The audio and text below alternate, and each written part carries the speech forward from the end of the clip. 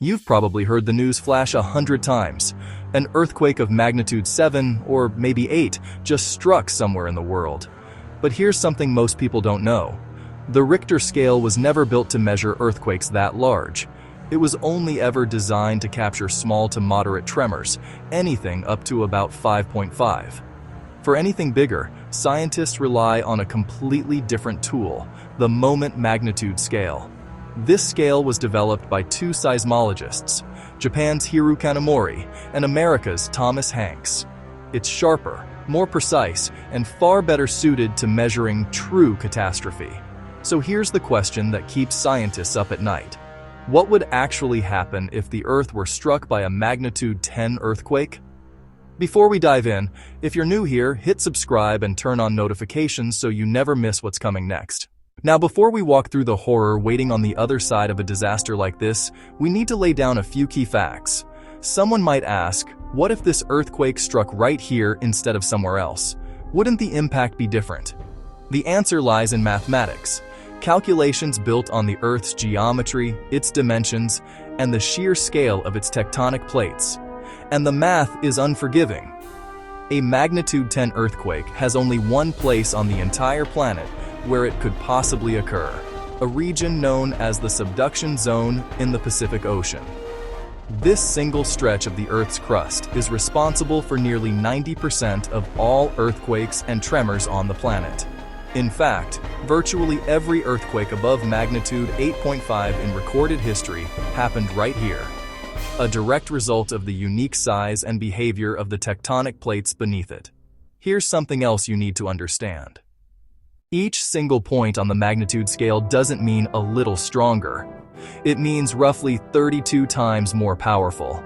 A magnitude 6 earthquake isn't just bigger than a magnitude 5, it's 32 times stronger. Now imagine climbing that ladder all the way up to 10. That's why no one should be shocked by the staggering gap in destruction between our hypothetical magnitude 10 earthquake and any other quake ever recorded. Even the most powerful one in human history, the 1960 Valdivia earthquake in Chile, which struck at magnitude 9.5. Don't let that half-point difference fool you. We're talking about a quake 16 times more destructive than the worst earthquake humanity has ever witnessed. In the very first moments, right at the epicenter inside the subduction zone, the Earth would release an amount of energy equivalent to detonating roughly 15,000 megatons of TNT. To put that in perspective, that's the destructive force of 1 million nuclear bombs, each the size of the one dropped on Hiroshima. Let's say this earthquake struck somewhere deep in the Pacific, 200 kilometers from the nearest city. That distance would soften the blow, but only slightly, because no amount of distance and no building code on Earth could guarantee that city's survival. Not even the most earthquake-resistant city on the planet stands a chance against force on this scale.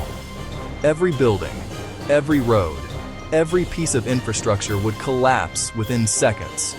Even wooden structures and trees, instead of simply falling over, would be ripped straight up from their roots, hurled into the air by the sheer energy surging from beneath the ground. And that's before we even count the fires, the lightning strikes, and the chaos that follows in the wreckage's wake. Within 30 seconds to a minute, the shockwaves would already be reaching cities and regions far beyond the epicenter, places that had nothing to do with ground zero. That violence would trigger a chain reaction, new earthquakes, new volcanic eruptions, far from where it all began. Depending on how prepared each country's infrastructure is, some nations could end up facing the very same fate as the cities closest to the epicenter. According to theoretical calculations, there wouldn't be a single square meter on Earth left untouched by the vibration. Scientists believe the weakest tremor recorded far from the epicenter would still register around magnitude 3.5, faint enough that most people wouldn't even notice it. But the tremors aren't the real danger here. Within the first hour, maybe even sooner, massive tsunami waves would slam into every coastal city near the epicenter.